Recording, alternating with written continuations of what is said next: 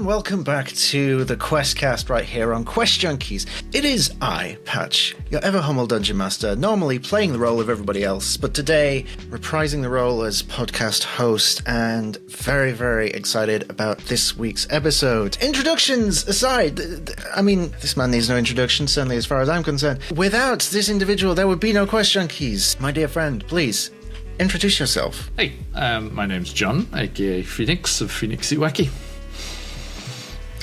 The legendary Phoenix Iwaki. Is there anything more? I don't know. Other bits and bobs. Other bits and bobs, yeah. Phoenix Iwaki, an incredible TTRPG channel. You know, if we ever do a QuestCast with Patch, I'll very much go into how Phoenix Iwaki came into the story here, because I always wanted to try this. I didn't think, we'd be in a space to be able to do it well, and I got very inspired by randomly showing up into one of Phoenix's streams and ended up being a guest, and then it went from there. We did a Barovian honey heist. Lots of things happened. What was the first thing you saw? I'm curious. The first thing that I saw was... switch and ask you the first question. No. This is fine. The first thing I saw of you was, I believe it was A Curse of Strahd. I think. Okay. And then I was like, which the week after... It's the most viewed Phoenix Iwaki YouTube video ever, which is the Curse of Strahd intro. Indeed, yeah. And that's I don't know what Reddit or whatever, but that was shared on, but it just went nuts. It did. And you know what? We're going to get all into that because John has also been a player on Quest Junkies several times, guesting things like the honey shots we've done, reprising the role as Maxine in the most recent one, which was truly unforgettable, but also Gikato in the Demethrin 5, which is our 6-part miniseries, and one of the players who made the ultimate sacrifice at the end, the tearjerker. Spoilers, I guess. And also our second homebrew campaign, the Rodania Chronicles Season 2, as Yavis Longtrail, which I think a lot of the Quest Junkies fandom at the moment have probably never watched that campaign. So this is a good way to learn about that and get into that. So yeah, very much part of the family. So before we get into all that, what we like to do here on the QuestCast is to go through your creative journey. So I have a few bits of information already about this just from conversations we've had over the years, but I'm curious, where did this all begin for you? Because if I'm not mistaken, it wasn't D&D, was it Warhammer? My wonderful, unwitting parents, decades and decades ago, bought me the board game Hero Quest. Which was re-released a while back. Okay. That was the first ever thing. Yeah, that has like some of the basic ideas of dungeon delving and searching for treasure and the different classes that you can play. Yeah, my father insisted on being the bold barbarian, and yeah, that was my first ever kind of look at miniatures and that kind of genre. I mean, I came to the genre as a whole like via Tolkien and Lord of the Rings and The Hobbit and all of that first. Then there was a kind of a break until high school when my friends and I did the Enemy Within campaign, which is the Warhammer Fantasy Roleplay main campaign. The books I have here in Japan, those books from school. My mum found them a while back and brought them over on a visit. This is back in the days when there wasn't a Games Workshop in every town. It was a very, very tricky thing. It was all mail order stuff. Just things that we'd seen in White Dwarf. Used to get White Dwarf the magazine religiously and be thoroughly envious of all the incredible dioramas and the incredible miniature painting that they had. But so yeah, we started with Warhammer Fantasy Roleplay, and then we went into Warhammer Fantasy Battle. It's weird now because like 40k is such the thing now with Warhammer. And it seems to be pretty much, their be-all and end-all, except for, computer games. That they have the fantasy computer games. But we never did any of the 40k stuff. It was all the fantasy stuff. And then we kind of dropped off. Just one of our friends, Christian, was such a good tactician that every Warhammer Fantasy Battle we did, he just wiped the table with us completely, and just every time was just an absolute massacre. So that kind of dropped off after a while, and then we went and we're out climbing and camping and stuff. We're lucky enough to live in a national park in the north of England called the Lake District, which is a very nice place to be and grow up. So got distracted by other things, and then all through like the end of high school and into university, my focus was on music more than than gaming and stuff like that. Being in a band for the end of high school and into the start of university, and then just going to DJ events and festivals and things through university. Near where our humble DM is here, over in Yorkshire at university, which is in Leeds, which is a great city to be for music, both concerts and DJ events. So that was a wonderful time. And then I came over here to Japan.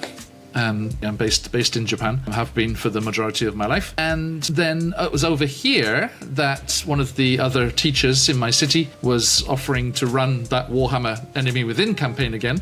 And luckily, I have a terrible memory, and I could not remember who any of the bad guys or anything was since high school. So I got to play through it as a player, completely unspoiled. That's amazing.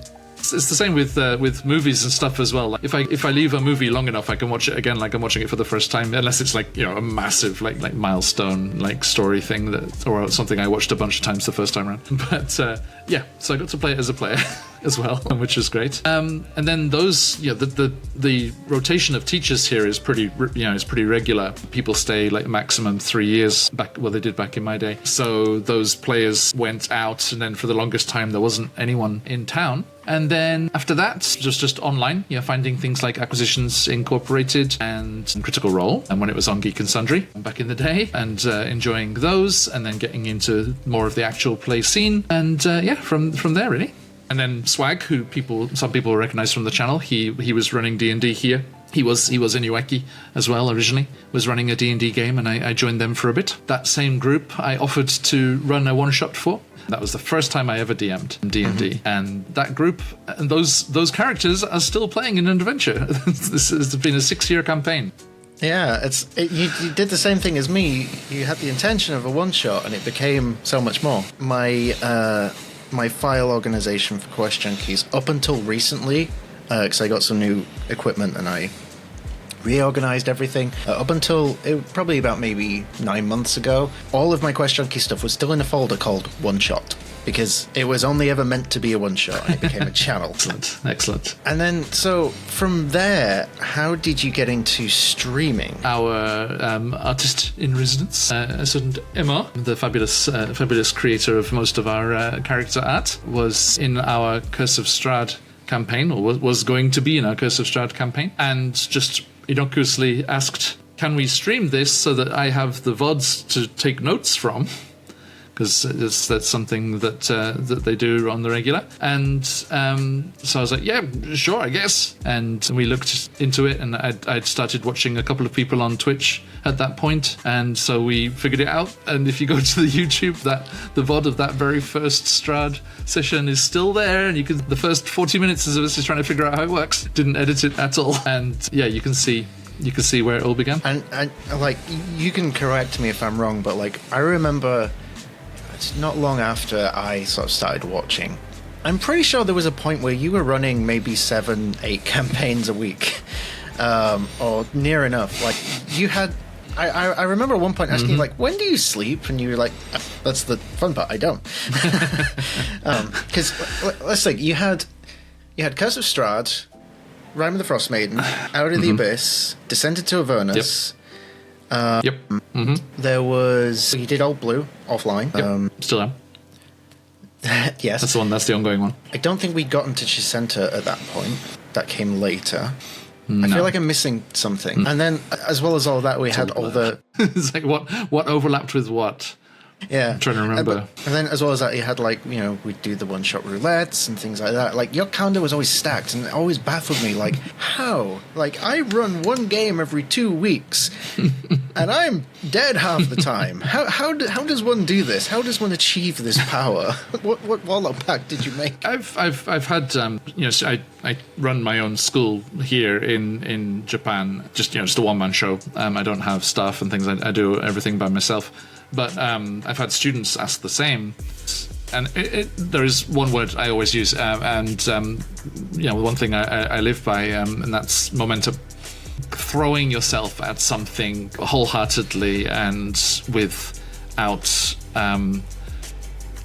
too much fear, and seeing where it goes and adapting to things as they come up and continuing through and continuing on. And just that whole idea of challenging yourself to do something and overcoming that, or overcoming the different things that pop up as they do. The whole reason I'm in Japan in the first place is I wanted to see if I could make a life for myself instead of just traveling through a place. So many folks come here to Japan and just see the main tourist areas, and I really wanted to discover if the experience would be very different if I was somewhere off the beaten track and making a life for myself, and whether or not I could do that. And spoilers, I could.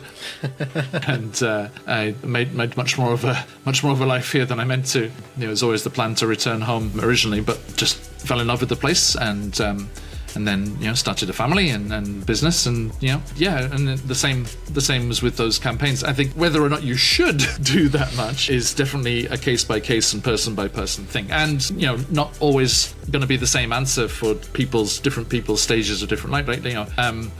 I used to organize large music events here in the city. It was called the Iwaki Beach Bomb, and we had DJs and bands and sports and a skateboard park and freestyle motocross bikes leaping through the air and all these amazing things. And thousands of people came to these things on the beach here in Iwaki, and it was this incredible moment in time for the music scene here. But then my first child was born, and I couldn't do that anymore, and so I passed on that torch to the next generation of DJs and stuff that were coming up underneath us, and that moved on and evolved into different things.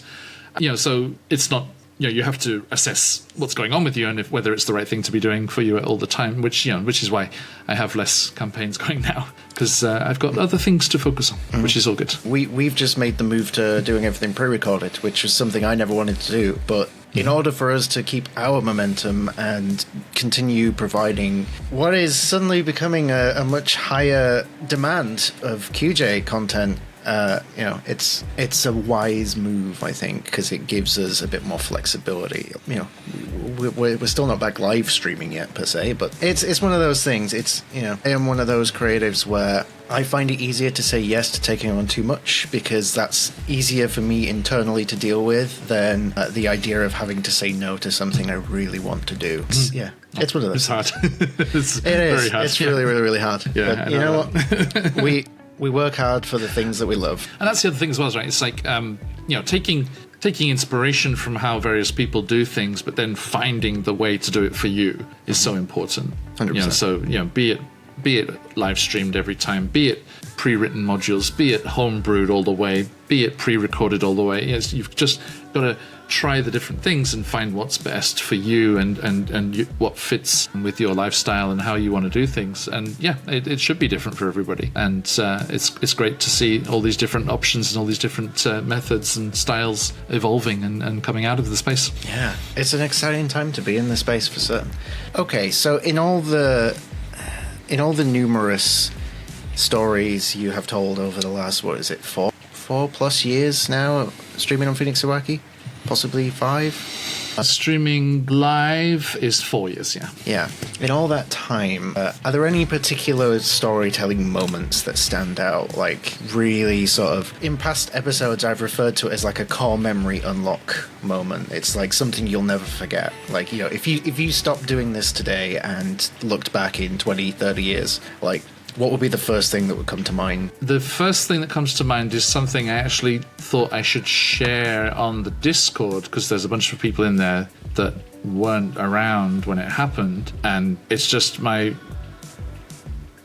favorite kind of moment, and probably the most connected and in depth in a scene that I've ever felt was when Stephanie's character Tarina had died, and that final interaction between her and Asmodeus.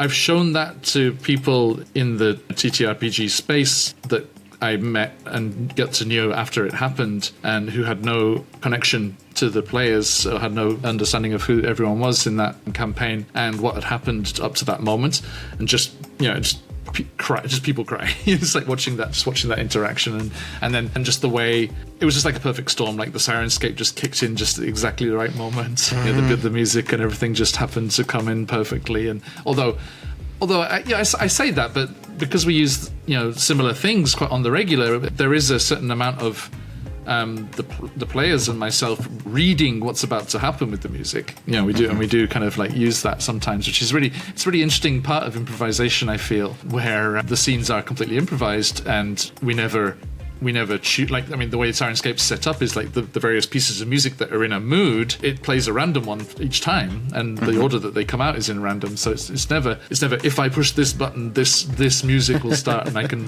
time this moment to this.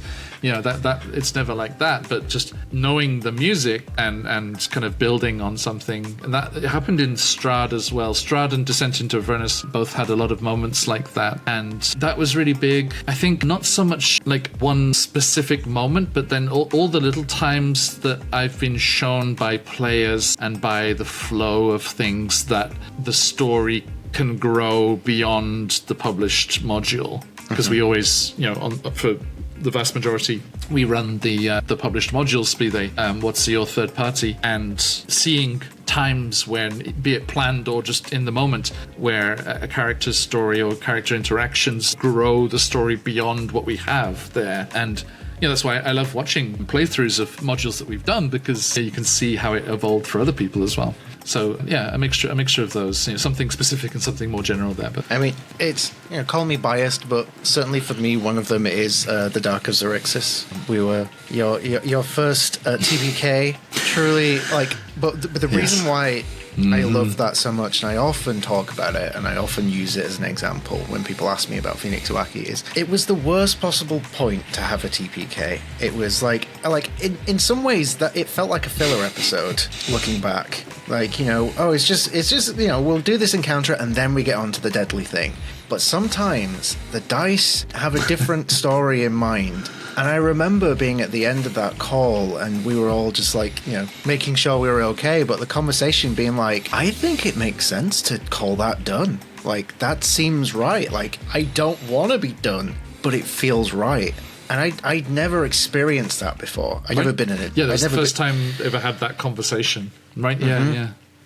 I'd never, I'd had player character death before. My first time on Phoenix Uwaki involved being killed off, which was, a special moment all on its own. But a total party kill is such a different vibe. And yeah, it's. I mean, we were coming in heavy with that campaign already, because the characters' backstories had so much weight behind them, and the connection between your character and Sophia's, and not so much in story, but the history. Mai talked about it in her interview with you, a couple of weeks back. That character was one of her original characters from a different campaign. To have that connection to it all, and the threads that we had started to weave, there was that that kind of off balancing, that tear away from the story and everything that we had hoped to follow through. And tell, and all these ideas and threads that were starting to weave together into this beautiful tapestry, and then it was taken away. But you make a very good point about it feeling right, because that's why we play it with dice instead of just writing a novel. Mm-hmm. That's why we choose to have it as a game and not just a storytelling experience. That's why I love the two sides of that. There is what we bring to it and what we decide to do, premeditated and in the moment, and then there is everything that the circumstances and the dice throw at us. Just that combination is beautiful. I also remember thinking, this is set in the darkest timeline. It's the Dark of Xerxes. It would be wrong if we won. We're supposed to lose. What's the most heartbreaking way we can lose? Oh, there we go. Mm-hmm, mm-hmm. All right, I'm going to switch things up a little bit here, because feel free to agree or disagree, but I think you, in a lot of ways, have been, much like myself, seen as mostly a forever DM. The chances to actually become a player can be few and far in between. But when you have had the opportunity to play, like on your own channel, for example, with the Barovian Honey Heist, with the Deadlands little miniseries, what would you say your general approach is to character creation? Are you the kind of person that will go for the mechanics first and then fill in the story? Or where you come up with who the character is and then apply what fits best? Usually because, like I say, because I am a DM, 99% of the time, I will just, choose mechanics that I want to play and a style that I want to play. And then, from that, build the story, coming in using the different parts. But also allowing space for things to happen as we play. I've seen so many times how the campaign will change who a character is, so I like to leave, little pockets of space to grow into there. Yeah, but definitely the start of the process is like, I want to try playing something like this, or I want to try something like this. Have there been like any specific moments where, I mean, you can answer this as a DM as well, but like, has there been any moments where you've seen a character progression that was unexpected, either for one of your own characters or for one of your players? I think for my own part, the way that Gekato evolved during that, like the original creation mechanically, like class-wise of that was a bit of a meme. It was like, I was inflicting one-shot roulette characters on all these very poor players that were coming to my table, and I was like, what other, do I want to just be a single class or do I want to multi-class? And then I was like, okay, let's just throw in 5 other like one level dips into other classes, just as a teasing of myself for all the crazy one-shot roulette characters that pop up. Check out the VODs on YouTube if you want to see what they look like. But then the way that developed into those being the internalized spirits of a lost adventuring party was so awesome. I can't even remember exactly when that decision happened to make it that. Just the way that became that story and that backstory was really interesting to see. I think with other players, certainly it was a real privilege. It's always a real privilege to see the journeys that players go through with their characters in a because we play a lot of like long form campaigns, so people really get to dig deep into the characters and change with them.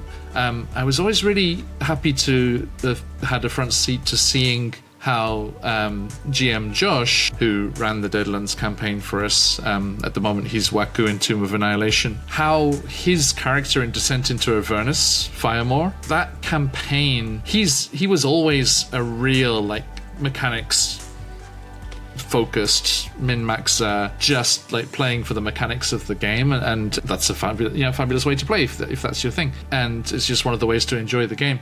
But to see him, which was thanks to the other players and you joining us as Lulu as well, and to see how the other players and that journey led him to develop into being much more of an RP focused character, and like embracing that side of the game much more was really fascinating to see as well. Fun little fact, one of the reasons why I ultimately decided to Descent into Avernus was because I came in towards the end to I had some time off work and you were close to wrapping up, and I was like, well, if you need anybody, and you were saying, well, come and play Lulu in Avernus. And I enjoyed that so much. I want to tell Lulu's full story from start to finish, and that's a good way for me to do it. And okay, so as we've talked about with Gekato briefly just there, you've made a few appearances on Quest Junkies. I want to ask about, because we haven't really had a chance to talk about the characters you've portrayed on Quest Junkies. We've not really had the space to do so other than our own like private conversations, but I'd like to talk about Yavis Longtrail, if I may. I'd love to know the inspiration behind this very, very interesting character who I'm devastated that we had to end that campaign early.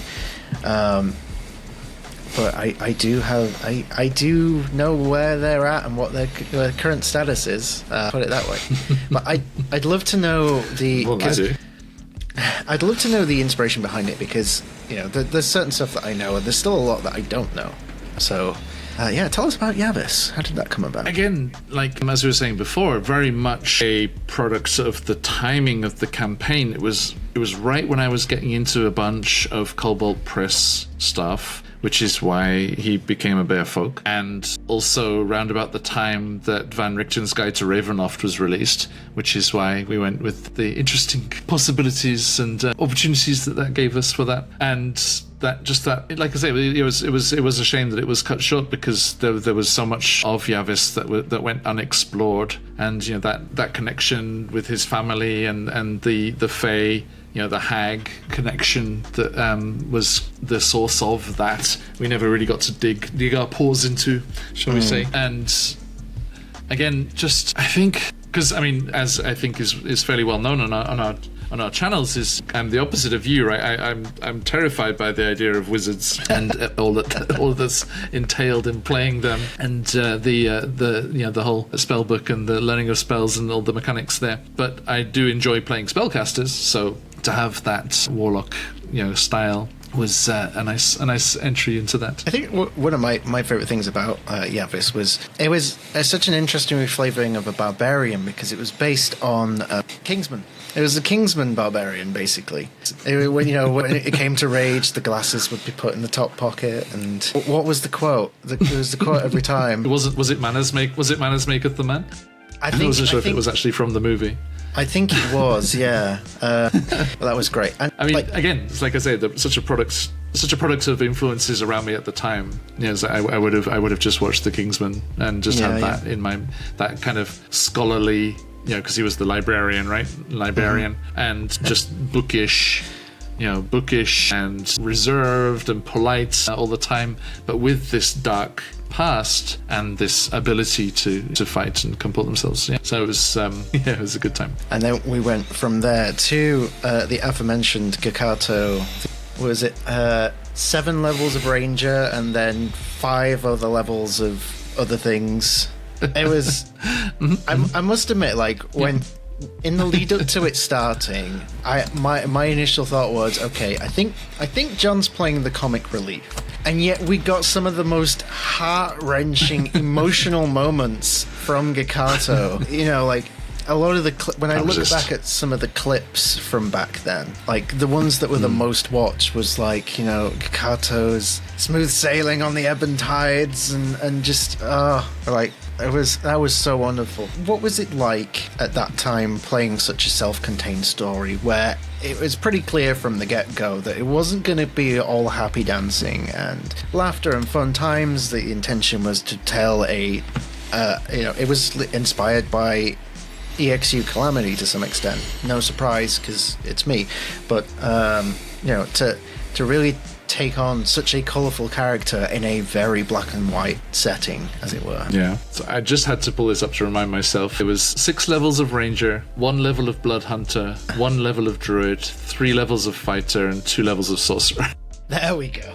That's it. Absolute Frankenstein character. Certainly at the start. And again, it became a product of how the story evolved and the way that it's crescendoed and accelerated towards the end. It was almost like a funnel. How at the start we were just kind of experiencing different things and getting the group dynamics sorted and meeting NPCs and annoying children that must be dealt with, and that bloody face mascot, the little halfling child. The visual effects. Who, fun fact, they made their return to Quest Junkies recently, believe it or not. They actually came back. Oh, yeah?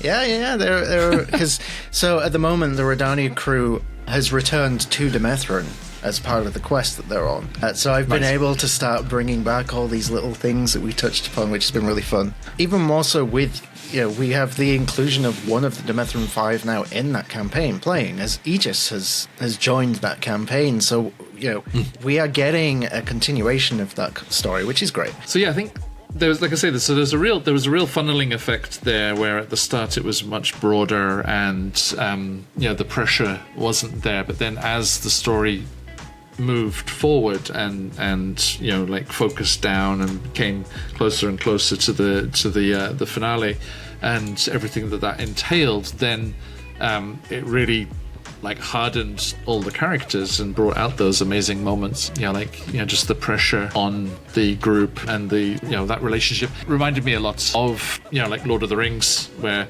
that just that pressure at the end on Frodo and Sam, and just really forcing them together, and just everything they're going through there, and just that, that desperation and the almost seeming, despair and fruitlessness of their situation just really focused in and brought that to a hard point where all of those amazing moments were available. And it was such an amazing crew as well. It was, just have everyone playing together there. That was the first time meeting Lexi and stuff, so it was amazing. That was an incredible table to run. I would happily welcome every single one of you back to the table for something. I think one of the things that I love about our friendship, our kinship in what we do here is, there's been several avenues where we have interwoven our creative universes, as it were. The Iwakiverse, the QJ-verse, whatever. I don't think we've got a term for it. The QJ-verse will do. But I love throwing in those little seeds so that for the smaller minority that watch both of our content, they get that extra little bits of context. Like, I've been watching your streams for, I think, it might have been Witchlight, and just out of nowhere there was a... Wait, did he just say Gakato? Oh my god, what? I love those little moments. And it's something that I've received a lot of good feedback about as well, like from people that watch both our content. Like, we love how it feels like one big story from two different perspectives. And yeah, I look forward to finding the opportunity to do that more as well. I mean, Gekato started in the Radiant Citadel over our end of things before he travelled to to that side of things. Yeah, I mean, we could even maybe someday see a prequel for Gekato. Maybe, I don't know.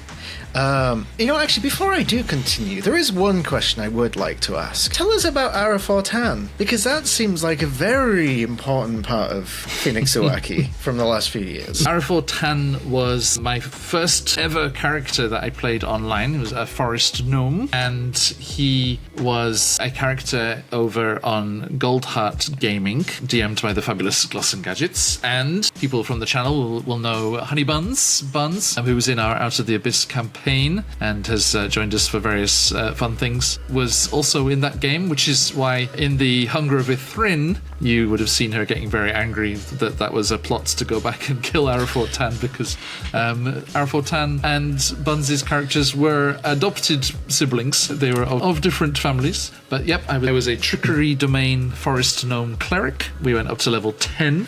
And it was kind of like a Groundhog Day kind of scenario where we were in a loop going through the same series of events, trying to figure out how to break out of that and thwart Gratzt. The Demon Lord Gratzt was our enemy in that one, which is why when we got to kill him at the end of Out of the Abyss, that was great. It was very cathartic for Buns and I.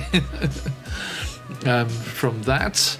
So he was my first ever character, so he became very close to everything. So then he started to become an NPC that repeated throughout the Wakiverse, and in particular for the one-shot, the one-shot roulette games. He was the quest giver with his angry little bird friend, which was just from the character art from old Forest Gnome official character art. It was just this old dude with the little bird on his staff. He became the quest giver for the one-shot roulette games, and popped up here and there in other places. He became. I've kind of retconned it since that he was actually now see if I can get the name right here. I think it's a Riffler, it's a new kind of gnome-ish adjacent species that's introduced in the Book of Many Things that was released this year. Okay. And they are obsessed with fate. And instances of fates, coming to pass, and that just fit in so nicely with his philosophy of adventurers having the freedom of choice at all times, but being in the right place at the right time, which became the catchphrase of his, to make that choice and to choose which way they went from there. And then the darkest timeline, the mirror universe, the mirror Wakiverse, which is the darkest timeline, which is represented in those amazing DM's Guild supplements where all of the heroes lost, and it was oops, all TPKs, and all the BBEGs won. Then Dark of Xerxes was in that universe, and that whole timeline was created because the evil campaign we did, the Hunger of Ithrin, was a plot by Vecna, who is the ruler of that dark universe, that dark and wacky-verse side of things. It was a plot of his to remove Arafor Tan from the picture, and therefore none of the heroes were in the right place at the right time.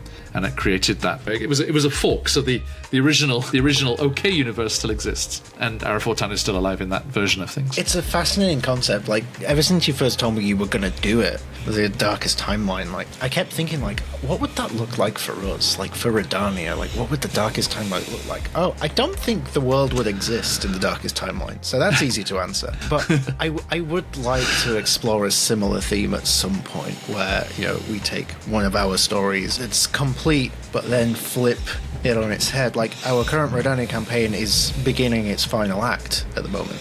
We're in the end game now, which is terrifying to think about, but also quite exciting. And right.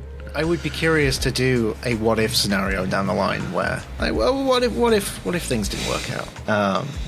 Because yeah, it's very cool, right. And you know what, justice for Arafor Tan. You know, I had many experiences with him and little Jimmy the bird through one-shot roulettes and such. In fact, let's just quickly touch upon one-shot roulettes, because was that your original concept, or was that an idea taken from elsewhere? Because I've never seen anyone do it before. I've seen a few channels doing it now, but yeah, when we started, definitely it was definitely, yeah. I think I hadn't seen it anywhere else. No, it was purely, yeah. We love the random nature of things. You know, we have the Wheel of Shenanigans on the channel for subs and gifted subs and the like, and just that random, you know, influence on things is always so much fun. And I had got to a point where I was a bit more comfortable with DMing and just wanted to challenge myself and try something new. And I inflicted it on myself for my birthday. It was the first ever one. It was offline. I'm trying to remember who. I remember Michael and Emma were in it. Definitely. I'm trying to remember who the other players were. I didn't even record it privately, and it just does not exist. It was lost to time. So it was they went to Garden, you know, the big organic tangle offshoot of the world tree that's floating in space near the Forgotten Realms, and they had to overthrow like a port of you know, Spelljammer pirates that were there, and they ended up liberating all of the giant space hamsters that were being used to power big hamster wheels that were lifting cargo lifts and things. There was a whole offshoot there, and that overlapped with Descent into Avernus at some point, because I remember people being in Bitopia. I think it was Theo. I think it was, you know, it was Captain Theo and some of the other characters. They were in Bitopia and they were talking with Arafor Tan when something from that one-shot roulette came and summoned Arafor Tan to go and help release the giant space hamsters. I was like, it is a tangled web we weave. I can't exactly keep track of it myself. But it's all good fun. It's the thing that when people used to ask me about Felix Sawaki, I used to always use it as like the first example of like, oh, they do this thing that no one else does. It's randomly generated D&D, where you show up, you don't know who you're playing, you don't know what the quest is.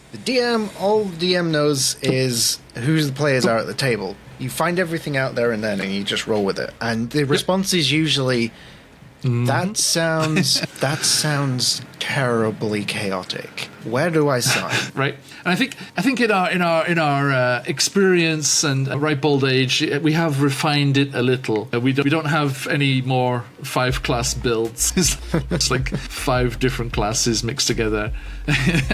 Usually these days, you know, it's usually just 2 classes with a major and an extra class on the side, which still comes up with some very silly combinations, but it's just more playable. Yeah, we just tweaked things and made it a bit more fun for the players to do, because sometimes it was just too much to handle. It was just ridiculous. Also, recently I've started thinking about using a different quest generator as well, because that one that we were always using had like it was too many things all mixed together that was difficult to put into one shot. And I found there is another one that gives you a bit more of a simple quest, still randomly generated, but something that would be a bit easier to build around and enjoy. Interesting. Oh, okay. I'm good with that, because I'd somewhat assumed that we'd sort of transitioned from one-shot roulette into the Amnesia D&D, which does seem like a natural progression for that idea. But I do love the chaos of one-shot roulette. Like, I'll never forget one of the times that I played it. Oh yeah. And I had the character that could do nothing in combat, so I went with I was a Loxodon that had the voice of Sean Connery that started pole dancing for a group of kobolds or something. I can't remember what it was, but that was fun to role play. Goblins, I think that was the Goblin Fortress in Icewind Dale. That's it. Yeah, yeah, that was. Yeah. I remember Dread was in that one, and Merrin was in that one. That was a good time. It was a Dread going there, inconceivable, and then had like a cult of goblins chanting it. Good times. Yes, indeed. Shout out to Dreaded GM while we're on the subject, because that was such a kickstart for the channel. That fated day that he raided into us with that huge group of folks, and so many of them stuck around, and was so much generosity there. Yeah, I'd love to get more opportunities to share a table with Dread, because every time has been an amazing time. Our time zones never align, unfortunately, which is forever the problem. Scheduling will forever be the BBEG for any TTRPG group. All right, so we've talked about the past, we've talked about the present. Let's move to the future. As a well-established name in this wider community space, there is a lot you've done. But what are you excited to do in the days ahead? Because I know you've got plans left, right, and centre. There's things you want to do. There's plans that we've talked about specifically. But can you give us any little exciting teases of things to come, events to come? Yeah, we're always excited to be trying new things and new settings and adventures that have come out. And one thing that we're always looking to is to catch up with all the ideas that we've had, which you're very aware of, I'm sure. Experienced similar things over at Quest Junkies. Just so many fun ideas and all these wonderful people.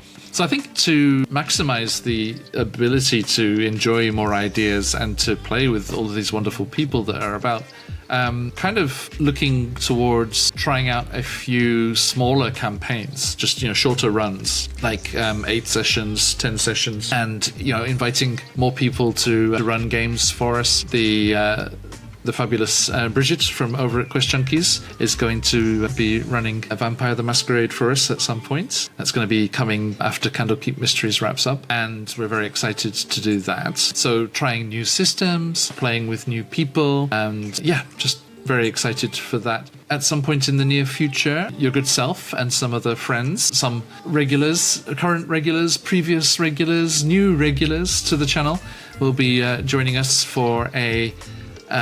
we haven't exactly decided on the shape of it yet, but it's Strixhaven adjacent. But we've always talked about the I believe it was the Court of Golden Oaks in the Book of Ebon Tides, this fabulous setting that's kind of like a wizard's school, but set in the Shadow Realm there, which we have various Wakiverse tales weaving through already.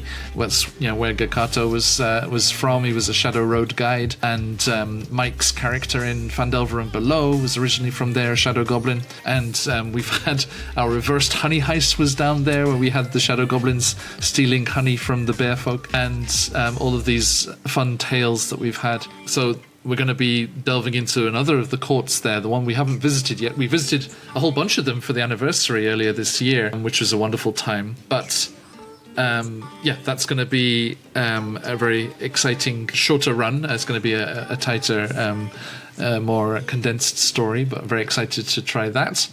And basically, hopefully, maybe embracing that format a bit more, just so we get the chance to play some more revisiting systems that we've played. We want to play more Candela Obscura, of course. We want to play more Blades in the Dark, and then try new things as well. So there's so much good stuff out there. It's just this wondrous well of creativity and inspiration to draw on. And then, events-wise, every year we love to hook up with our buddies over at Guild Superior, and this year we're welcoming in Folk and Myth as well, and the 3 channels together. We're doing a huge charity event very, very soon, if I've got the timing right here. So starting from Halloween in the US, November 1st over here in Japan, we will be kicking off a 10-day event in support of World Central Kitchen. If you're not familiar, it was created by a famous chef in the States, and they are a food-based charity delivering food and aid to areas that are hit by disasters, be it natural or man-made. They've been here in Japan where there have been massive earthquakes. They were down in down Brazil for the flooding down there with our friends down there with TTRPG. They are very active in Gaza, in the Ukraine, and in the US at the moment with in North Carolina with Hurricane Helene and everything that came through there. Just an incredible charity, and one that we're very excited to raise funds for. And as always, that's going to be an extravaganza of our regular campaigns and a bunch of wonderful guests coming in for one-shots and lots of very special things happening. Donations will cause shenanigans and random things in the different games, and there'll be a wonderful big prize draw that everyone will be entered into, as always. Both, on all 3 channels, it's all pooling together to become this one big event. For the first time in a charity event, we have a guest DM, or should I say BM, for this one, because as we have shared on our channels, we've had the wonderful joy of playing Honey Heist a couple of times, and the designer of said Honey Heist, Grant Howitt, will be running that wonderful game for us on the channel as part of that event, as well as a whole slew of wonderful guests coming through to join us for that. Keep eyes on what's going on for all of that goodness. Yeah, I'm so excited for that. I'm so thrilled that you managed to get Grant, because, I know from speaking to Mai, who's now met Grant a few times, I literally, when the first time I met Grant at London MCM last October, I'd left MCM 10 minutes before that happened. If I'd have just hung around for another 10 minutes, I could have met Grant. So that kind of sucks, but also, no, I'm thrilled. Grant seems like such a wonderful person, makes incredible games, and I can't wait to see all that. And I've seen the guest list of all the other people. I'm really, I hope I get the chance to share some tables with some of these folk, because there's some of these folk that I've been wanting to for a long time. I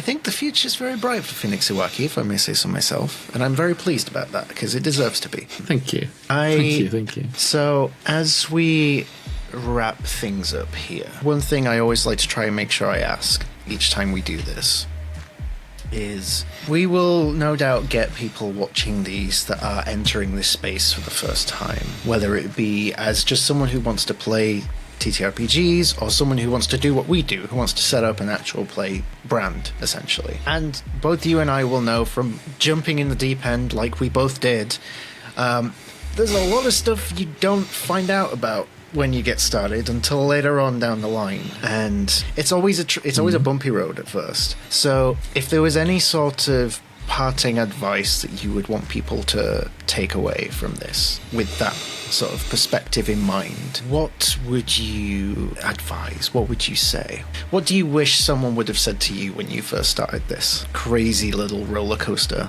that we're well into now? It's funny because, as DMs, we do like to seed future events and drop bits and bobs here, but and it's something that we've touched on like 2 or 3 times during this conversation today. Finding your space in the scene.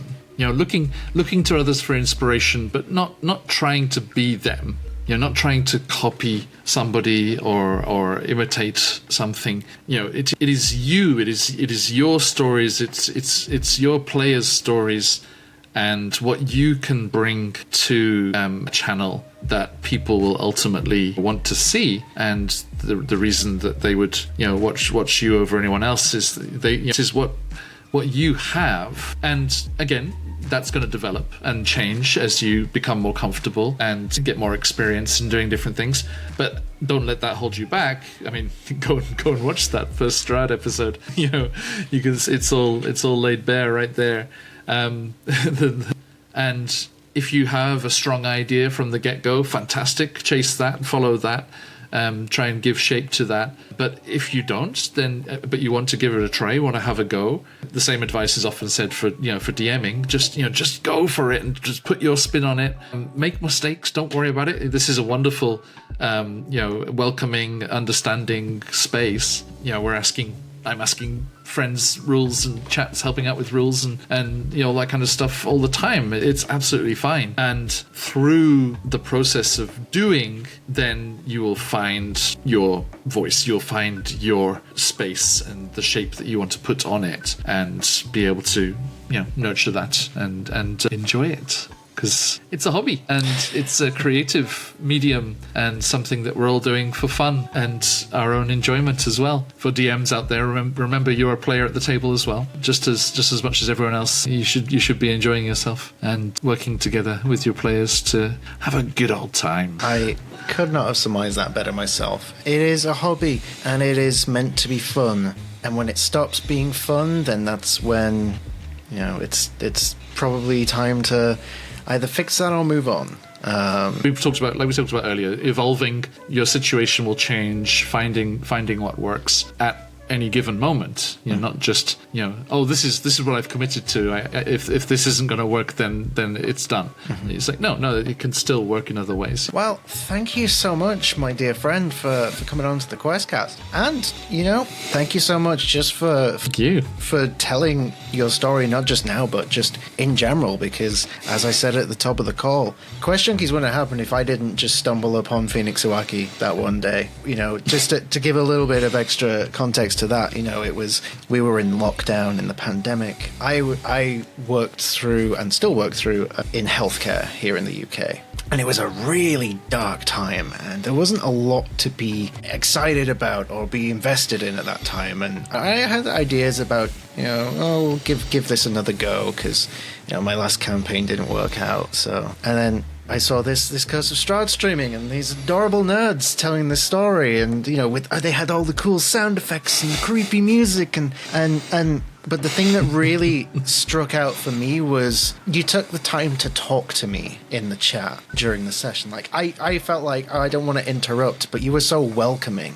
And then I remember talking afterwards in Twitch whispers briefly, and then we'd add each other on Discord, and then it's literally like a week or two later, you were like, do you want a guest on Rime of the Frost Maiden? And I was like, okay, I guess so. And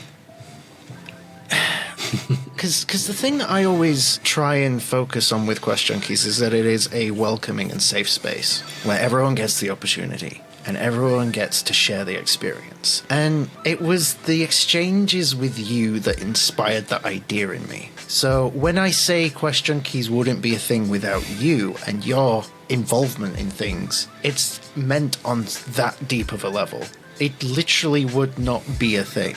And I'd be off doing some other meaningless creative thing. It's been such a great symbiotic thing as well. Like, we've had so much inspiration, and we've had there are so many wonderful players in the Wakiverse right now that I wouldn't have ever met if it hadn't been for Quest Junkies. So yeah, thank you too.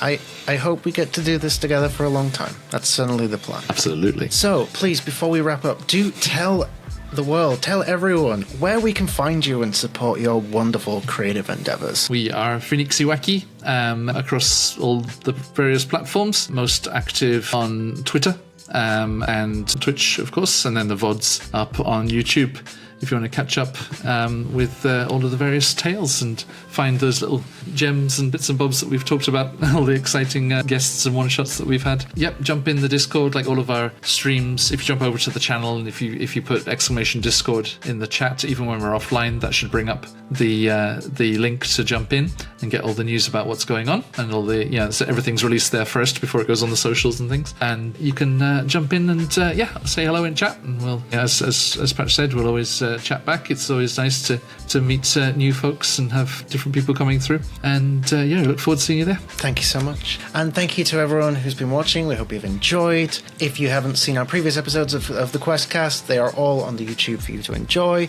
We release them every Monday. And with all that being said, thank you to my wonderful guests, thank you to everyone at home, all the love to you all, and if there's anything else left to say, keep questing, QJs. Goodbye.